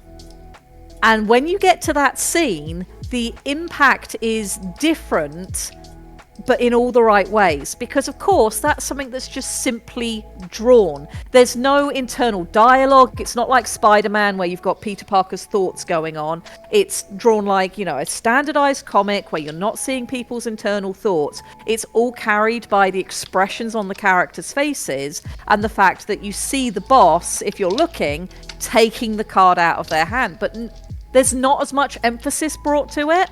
So instead, what they did was they put the emphasis into how worried the mum looks, how cocksure and young the son looks, and how sleazy the boss looks. They transfer it into a visual format to communicate that same information. And the creative thought that had to go on for how do we take this snippet of writing that's quite strongly stressed and turn it into a visual medium was really cool, and that was something that I really enjoyed seeing, because I have both. I have the book and I have the comic. No, that's great. I love when stories do stuff like that. Yeah, it did it by showing, not telling, and that was great. That's one of the things I love about comics, as a medium of storytelling.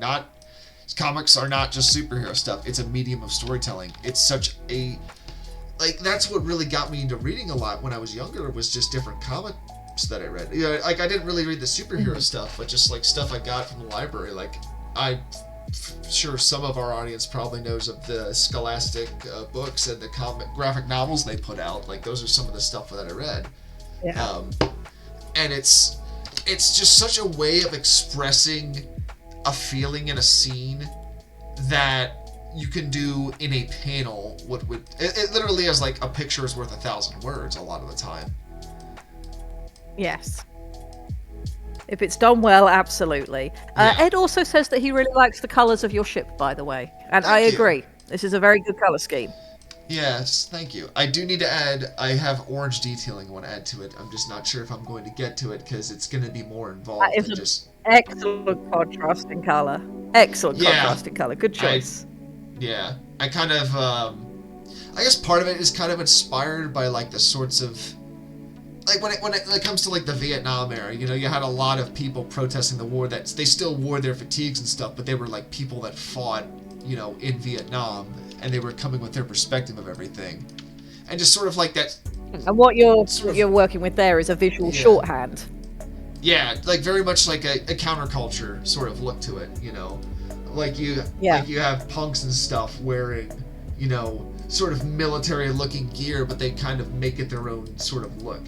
You know, just Yes, changing yeah, things and in you a expect to different see, way. you know, if you see somebody with a bright pink mohawk wearing a leather jacket, then your brain automatically goes, this Yep. person is a punk, a rebel, they're counterculture, and that's Yep. your visual shorthand, which, you know, all of the visual arts are just great for being able to communicate complex ideas Yeah. with some very simple, And very simple little touches, and the, color the plays a thing that, huge part in that. yeah. The thing I've noticed with that too is like once you kind of get the idea of what you want to do, you're able to do that almost subconsciously when you sort of get the look going, you know? Yes. That's that art evolution again. Like, do Yeah, it oh, often yeah. enough, and I you should kind of just get leave to it feel like it's that, what it just should be. rainbows. Just, you. So yes, there's a rainbow brush when it comes to my drawing. I actually That's tabbed amazing. it, You have a Nyan Cat brush. but oh my god, I know. I need to make some more Nyan Cat stuff. It's an old meme, but it checks out. I don't know why they have that, but it's also kind of funny sometimes because I'll be I was like gonna working say, on did stuff. you download that? 'Cause I know I don't have that on my version of CSP. No, I honestly don't know where it came from. I'm pretty sure it came with the software because I don't know where else I could have got it from. I definitely didn't download like rainbow brushes for it, but it's just so funny that that's me. I have to go digging through my menus and see if I've accidentally got a rainbow brush somewhere. If I you don't find it later, know. let me know. I'm curious. Like now, I'm just like, there's a mystery. Is like, where did this come from? I quite often watch my art mentor do art stuff, and I don't know how she does half of what she does, but she's got brushes that are from all sorts of creators from all over the world. She'll be like, now I'm going to use this brush, which is this type of brush, and I'm like, how are any of us supposed to, how do you know that? It's literally written in Mandarin. How do you know what this thing is? Oh yeah. She just knows her way around the program. I've kind of messed around with like downloaded brushes before, and they're fun, but it's also like, just like how many brushes do you want to download? And just make your life more complicated.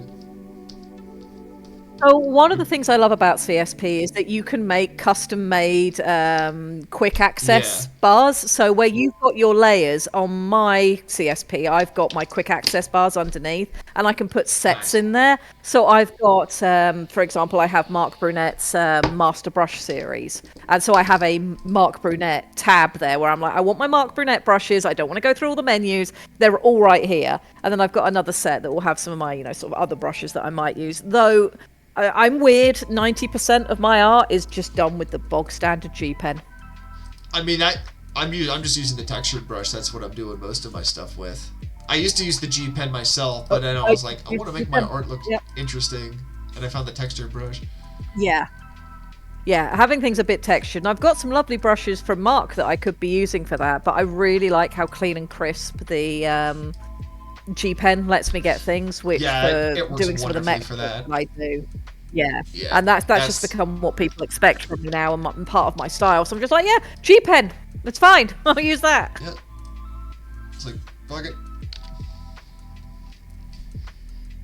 Yeah, I've started to use the textured pen more and more, and I really kind of like it. Something interesting. Because I mean, going back to the punk thing, I'm kind of like going for like a more grungy look a little bit. I guess you could say. Like I've just kind of wanted to gravitate towards that a bit more. It might also be, growing up with like Ann and Eddie and Adult Swim and shit, but.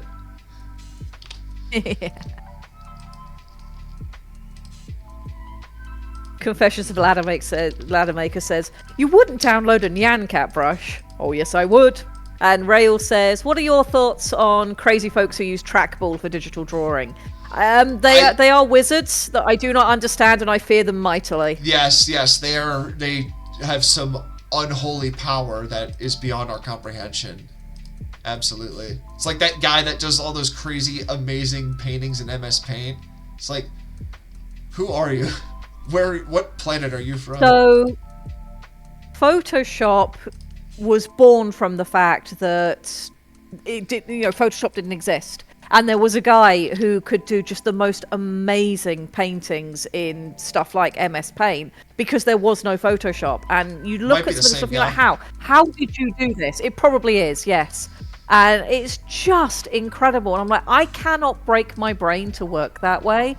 I know there are artists out there who think in these unique and inventive ways, and that's where things like street art can become really Oh interesting. yeah, no, that stuff gets With wild.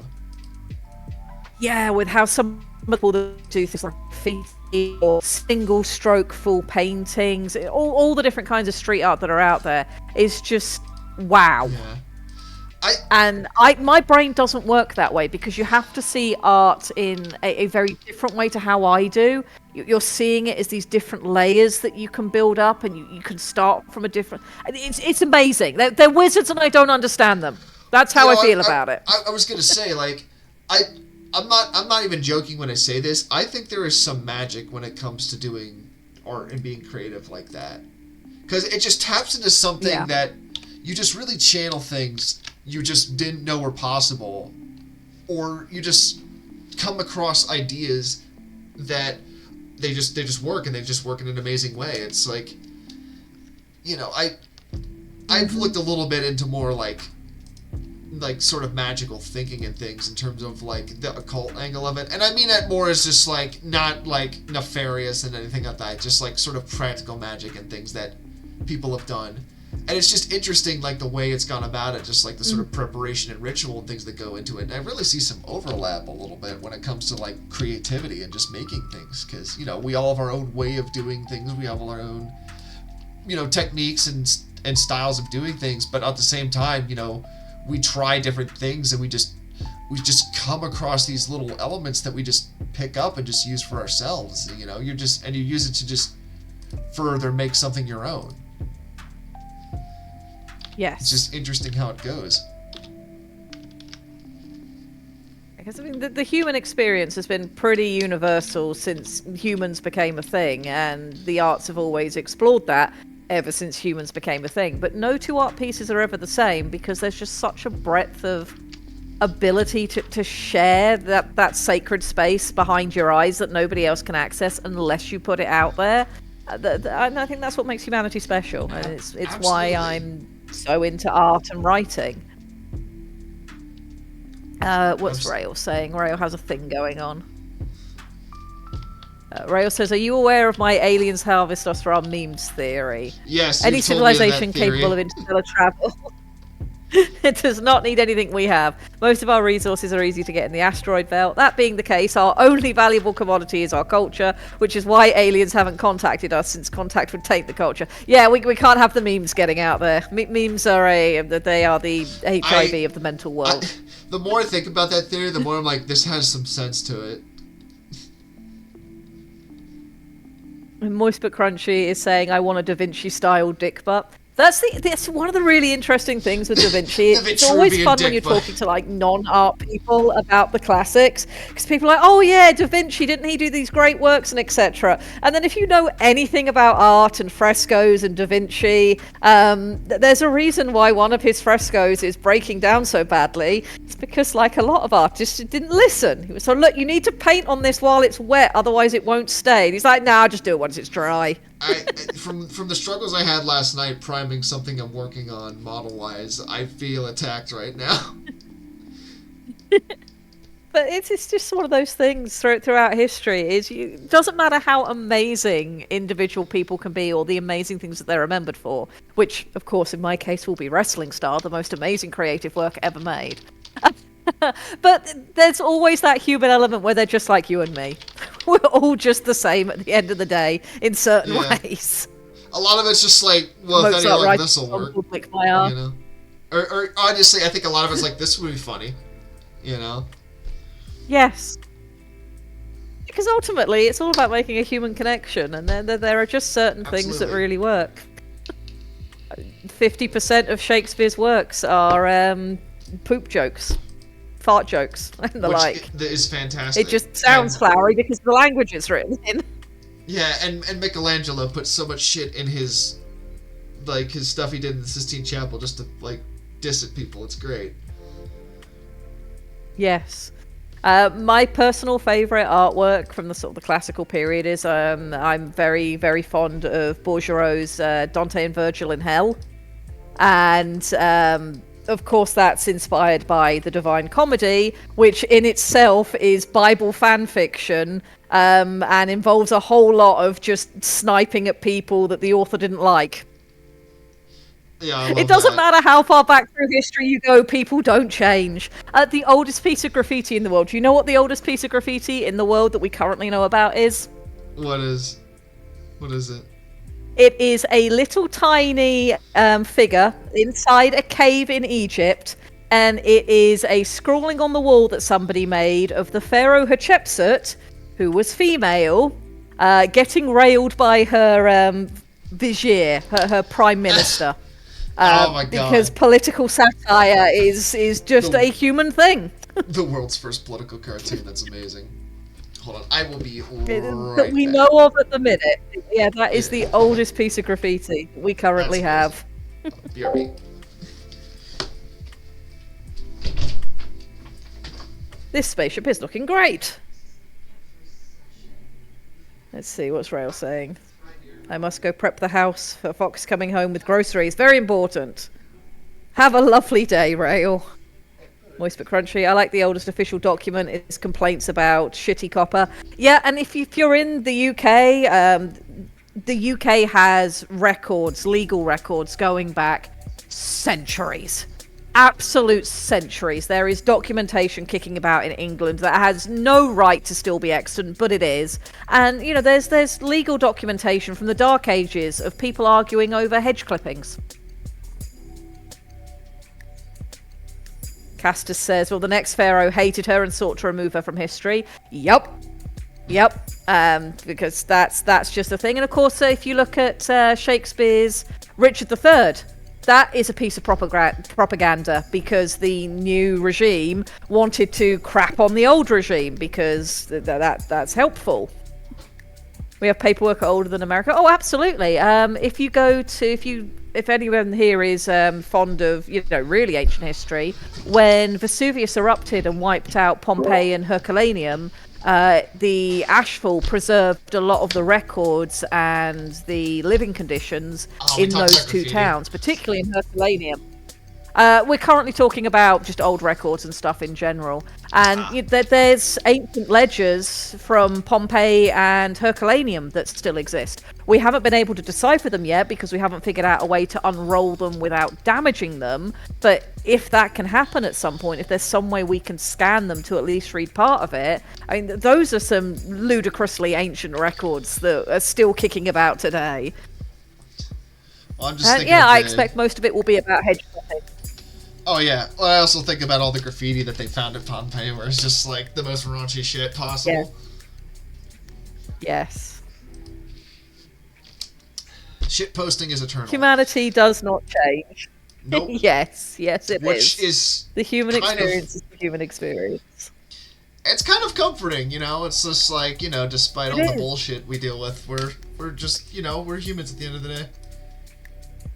Yeah, you sit back at times, you're like, oh, the world's really, the universe is really unfair. And actually, I'd rather it was unfair than it was fair. Because if it was fair, it would mean somebody is watching and judging and metering it out. And I don't think anybody needs that level of anxiety. The world is unfair. That's probably a good thing. Now, the ways that it's unfair because people are just, unethical, that's the stuff that needs to change. Yeah. That's the stuff that's in our society to change. Trying to figure out what this is. Moist but Crunchy says propaganda equals a good look. A good book?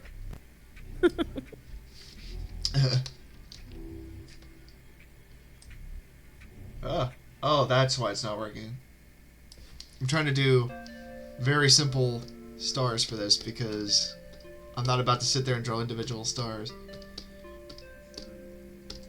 That is what the airbrush exists for. Glitter, stars, etc. Yep.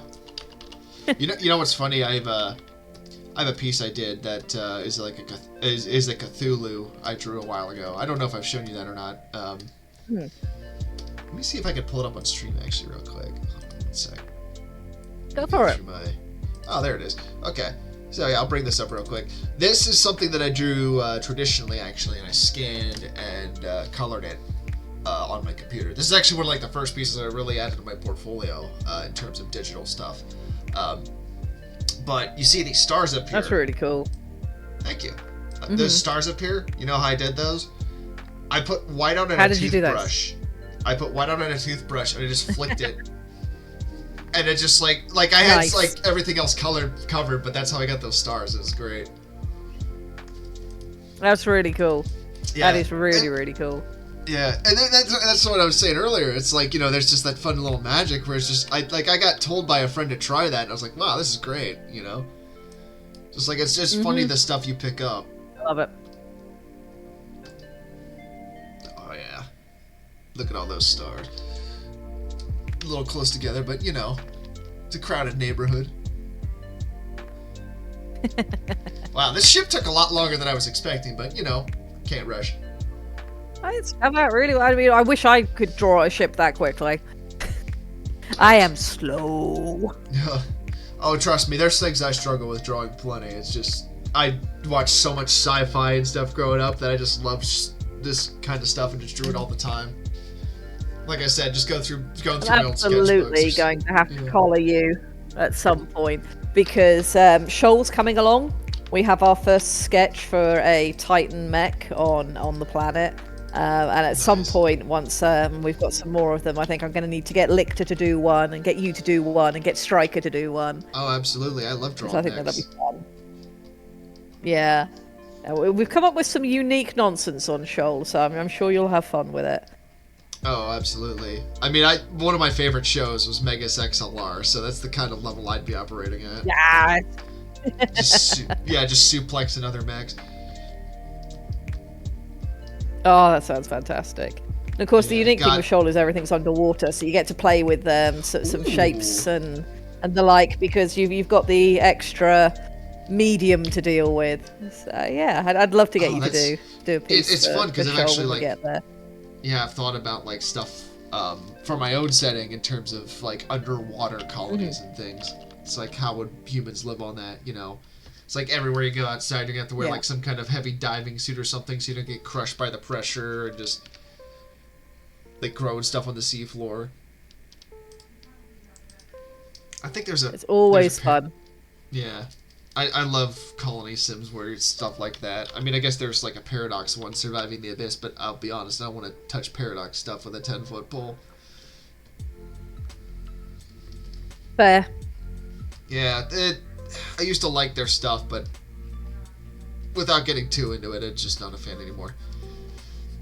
But, you know, either way, it's just like I love that kind of stuff where it's just like surviving at the edge of like wild frontier.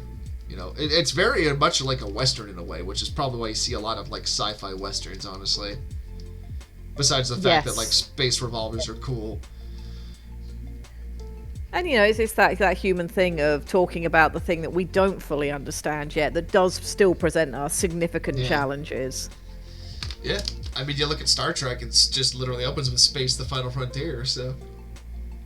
Yep. Till we find something new. Yeah, and then that's when things get interesting.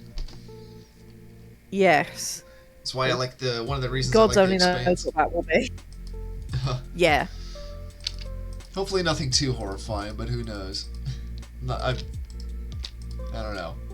I feel like some people already know, but that's a whole other conversation. Maybe just a soupçon of existential dread. We can handle that. Yeah, a little bit. I've talked You've about been joined UFOs by before. Kai and Quinlist and TK have all popped into chat. Wow, hello. John, spaceships. I am doing nothing other than sitting here wittering because I have 2 puppies out for the count on my lap. Oh, well, you obviously can't do anything then. No, I am trapped. Absolutely trapped. Yeah, I was like, yesterday. Thankfully, they're not snoring. Sometimes they might, but I know I've had my cat snore at me before, but he was sitting on my lap yesterday while I was at my computer. I was like, well, I guess I can't work on anything right now because he's right here. So I just sat there giving him pets.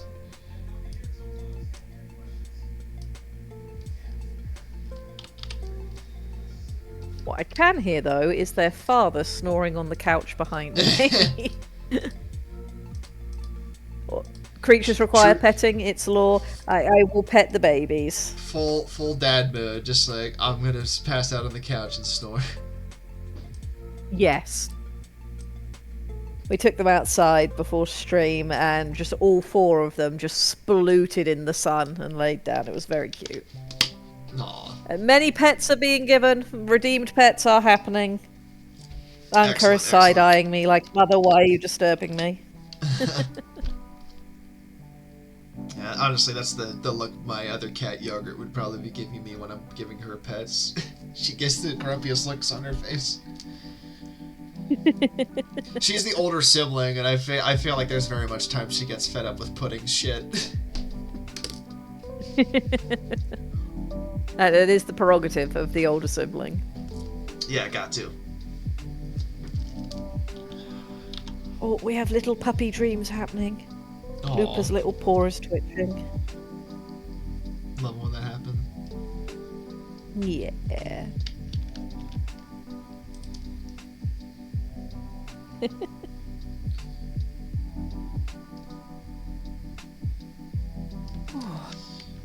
I will say that the line... Oh, go ahead. I was just going to say, I will say the one thing that I really enjoy about the Vector is being able to just do straight lines very easy, because it makes doing them a lot simpler. You also always have the option to hold down the shift button. Yep. Oh, that does help. I forget that exists. It just, I don't know, doesn't always work with the perspective angle I'm going for. Yeah, and if you're using a textured brush, that can also sometimes not be that's the thing the best too. option, because it gives it that unified darkness across it, whereas with a more normalized stroke, you don't always get that. Well, it's also like, I can't really use the ellipse tool with this because, you know, you see the difference in terms of texture with it. Yeah. So it's kind of a pain in the neck, but at the same time, since I know how to use Vector, it's not too bad of a thing. I'm thinking of upgrading to one of the proper full subscriptions for Clip Studio once we've moved house later in the year, because they've added some very nice new vector tools and the like, and some other options that I'll be able to play around with. So I might look at doing that. I'd be curious to see what those look like, because that might be an upgrade I'd make in the future too, considering how much I use Vector. I need to look into it a little bit more, but the art server I'm in, where my art mentor does wonderful things, she and another artist were talking about it, and the ability to use symmetry with vectors. Oh, that sounds wonderful. Mm-hmm. Like, ooh, that would be useful.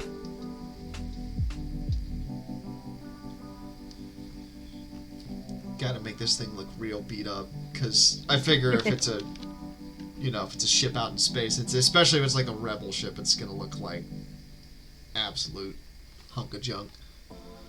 Yeah.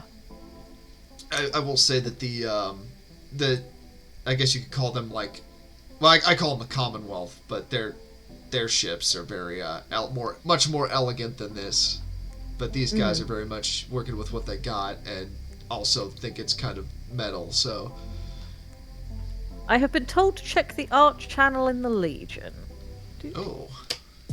What is in there? Cookie has been doing some art while listening to us. Good job, Cookie! Hold on. I hope you had fun! I hope you enjoyed yourself. I'm getting lost in the channels. Do you want me to at you so you can find it easy? I found it. Okay. You got it? Oh, that's great. Absolutely brilliant.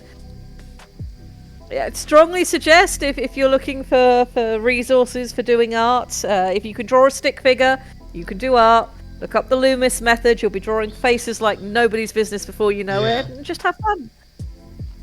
Yeah, honestly, just like try shit, you know. Have fun. Have fun and just get weird with it, I would say. Yes, very much so. I was talking about on Friday that the biggest curse of any creative type is blank page. If you can overcome the blank page and put anything on it, then you'll soon be doing amazing things. Absolutely. You know you're in a good spot when you look at a blank page and you're excited to think about what you can fill it with, you know? One of the lessons, the very first lessons on Mark Burnett's course when I started taking it is to always, try to have a positive attitude at your workspace, because one of the easiest things to kill creativity is that you sit down and whether you're writing or you're drawing or whatever you're doing, you keep going until you get frustrated because you've hit a stumbling block that you need to think about, or you need to skill up a little bit for the thing that you're trying to do and watch some tutorials.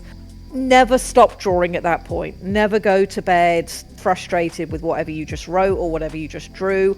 Put it down by all means, but then go and do something that you want to do. Do something weird, do something wacky, do something that makes you feel good, so that you're walking away always with a positive association with your workspace, because that makes it so much easier the next morning to get up and come back to it and be like, I'm excited to be here and get back to whatever I was doing. Once you feel the wheel spinning, that's the point where you're going to be like, okay, I need to step away from this for a bit, just take it easy, just kind of do something to help me decompress, because I know this is frustrating, and then I just need to come back at it later with a fresh mind. And that honestly helps a lot. I've had times where I've struggled. Do something fun before you step away. Yeah.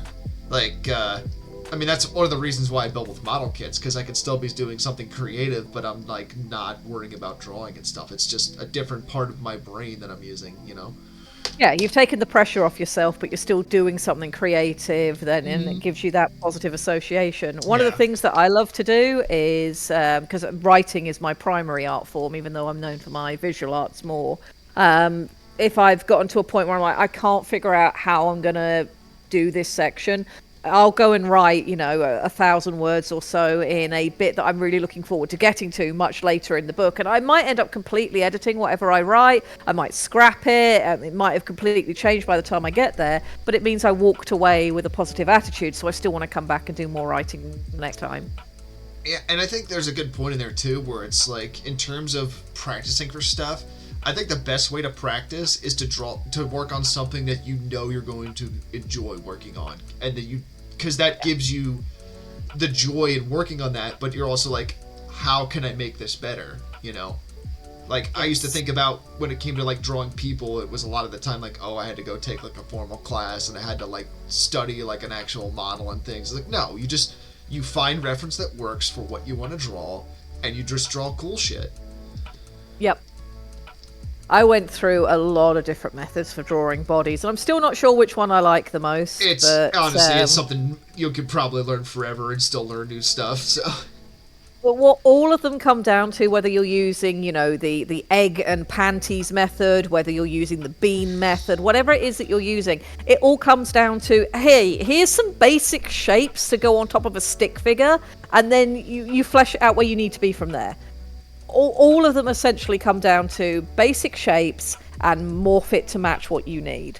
Absolutely. So you can just have fun with it. Stick figures, whatever works for you. There's so many different methods. Also, I don't know what the egg and penny method is, but just going by the name, I actually probably know what it is in terms of the egg and panties. Yeah, the egg and panties method is you draw a inverted egg for the rib cage.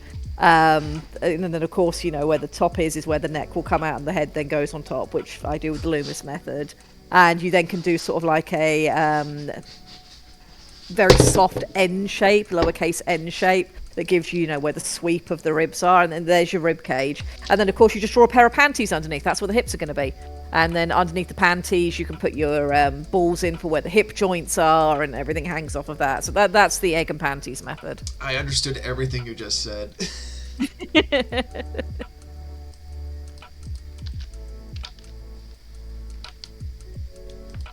At least this is one of the things you can do, that you can say that and people are applaud you for it. You say that with alien knowledge and then people give you weird looks. It's I forget what it was. It was having a conversation with somebody, and somebody just rattled off all these alien terms, and I was God damn it, I know what every single one of those means.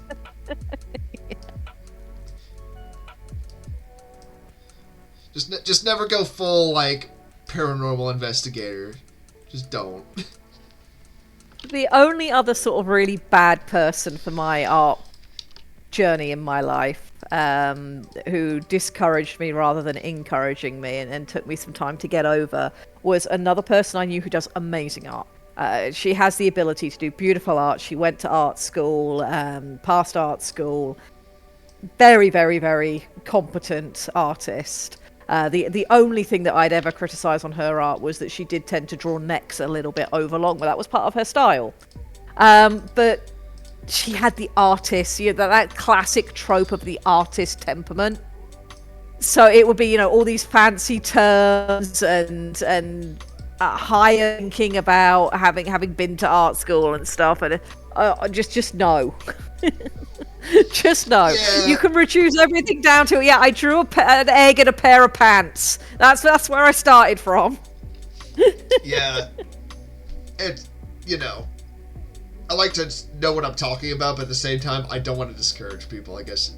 It's just like, yeah. Just remember that everyone else, like, you started out where everyone else is at, Mm-hmm. Which can, obviously, granted, easier said than done sometimes, but, I'd much rather build people up than discourage them, because... Absolutely. You Nobody only get one life to live, and spend it doing the things that bring you joy. Yep. And that's why I encourage anyone listening to this stream, if you've got something creative that you want to do and you've just been kind of putting it off for whatever reason, do it. Just go and try it, It doesn't have to be anything major. You don't have to change the world with whatever you're going to do, but at least try, get the ball rolling. Just in any way that you feel comfortable doing it. And as long as you stick with it, and just, if it's something you care about that much that you stick with it, I guarantee you'll get somewhere. Absolutely. Art evolution will happen. And if you're part of the BPL and Orcs communities, there are so many people who will be willing to help you find the resources you need to keep getting better each time. Absolutely. We've got so many creative people, and that's one of the more wonderful things about this community. That and all the shit posts, but it is. That's part of being creative. No, it is. Shit posting is an art form. Well, it looks like we're here at the end of stream now. We sure are, which is excellent timing because Ceres is demanding to go out and pee, and the puppies just woke up. Perfect. Yeah, no, that definitely takes precedence. So, I ironically, considering we're talking about streaming, well, I shit post therefore I am. Very excellent point, Moist but Crunchy. It needs to go on some on a sticker or something. The Ox is a shit posting gym with trainers. Yes. We are going to pump you up. Well, thank you all for joining us. Thank you very much for inviting me to join you, Krispy. I hope I didn't derail things too much. No. I think we had some wonderful conversations. I'm very glad you could be here today. I enjoyed it. You're definitely welcome back whenever you want. So wonderful. Well, thank you very much. Yes, and thank you everybody for joining us today. We hope you all have a good rest of your day, and y'all take it easy.